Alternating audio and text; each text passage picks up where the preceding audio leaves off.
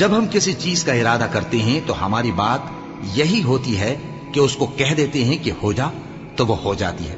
اور جن لوگوں نے ظلم سہنے کے بعد اللہ کے لیے وطن چھوڑا، ہم ان کو دنیا میں اچھا ٹھکانہ دیں گے اور آخرت کا اجر تو بہت بڑا ہے، کاش وہ اسے جانتے۔ یعنی وہ لوگ جو صبر کرتے ہیں اور اپنے پروردگار پر بھروسہ رکھتے ہیں۔ اور ہم نے تم سے پہلے مردوں ہی کو پیغمبر بنا کر بھیجا تھا جن کی طرف ہم وحی بھیجا کرتے تھے۔ اگر تم لوگ نہیں جانتے تو اہل کتاب سے پوچھ لو۔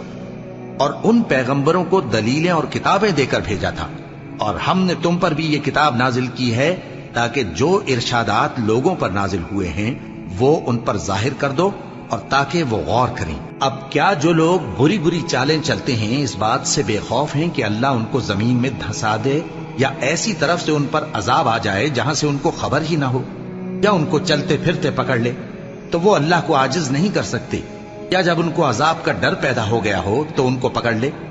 بے شک تمہارا پروردگار بہت شفقت کرنے والا ہے، مہربان ہے۔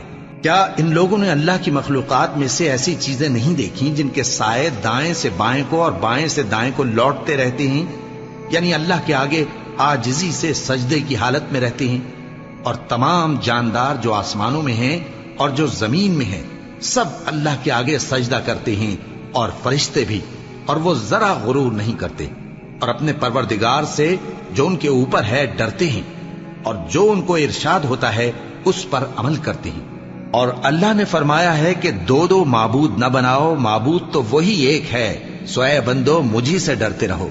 اور جو کچھ آسمانوں میں اور جو کچھ زمین میں ہے سب اسی کا ہے، اور اسی کی عبادت لازم ہے، تو تم اللہ کے سوا اوروں سے کیوں ڈرتے ہو؟ اور جو نعمتیں تم کو میسر ہیں سب اللہ کی طرف سے ہیں۔ پھر جب تم کو کوئی تکلیف پہنچتی ہے تو اسی کے آگے فریاد کرتے ہو، پھر جب وہ تم سے تکلیف کو دور کر دیتا ہے تو کچھ لوگ تم میں سے اللہ کے ساتھ شریک کرنے لگتے ہیں تاکہ جو نعمتیں ہم نے ان کو عطا فرمائی ہیں ان کی ناشکری کریں۔ تو مشرکو دنیا میں فائدے اٹھا لو، پھر ان قریب تم کو اس کا انجام معلوم ہو جائے گا۔ اور ہمارے دیے ہوئے مال میں سے ایسی چیزوں کا حصہ مقرر کرتے ہیں جن کو جانتے ہی نہیں۔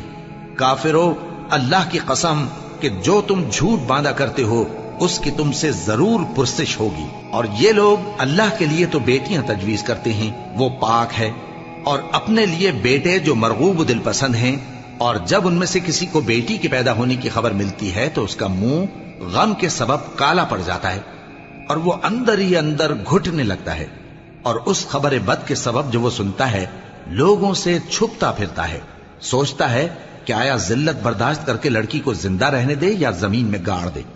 دیکھو یہ جو تجویز کرتے ہیں بہت بری ہے۔ جو لوگ آخرت پر ایمان نہیں رکھتے انہی کے لیے بری مثال ہے، اور اللہ کو صفت اعلیٰ زیب دیتی ہے، اور وہ غالب ہے، حکمت والا ہے۔ اور اگر اللہ لوگوں کو ان کے ظلم کے سبب پکڑنے لگے تو ایک جاندار کو زمین پر نہ چھوڑے، لیکن ان کو ایک وقت مقرر تک مہلت دیے جاتا ہے، پھر جب وہ وقت آ جاتا ہے تو ایک گھڑی نہ پیچھے رہ سکتے ہیں نہ آگے بڑھ سکتے ہیں۔ اور یہ اللہ کے لیے ایسی چیزیں تجویز کرتے ہیں جن کو خود ناپسند کرتے ہیں، اور زبان سے جھوٹ بکے جاتے ہیں کہ ان کو قیامت کے دن بھلائی یعنی نجات ہوگی۔ کچھ شک نہیں کہ ان کے لیے دوزخ کی آگ تیار ہے، اور یہ دوزخ میں سب سے آگے بھیجے جائیں گے۔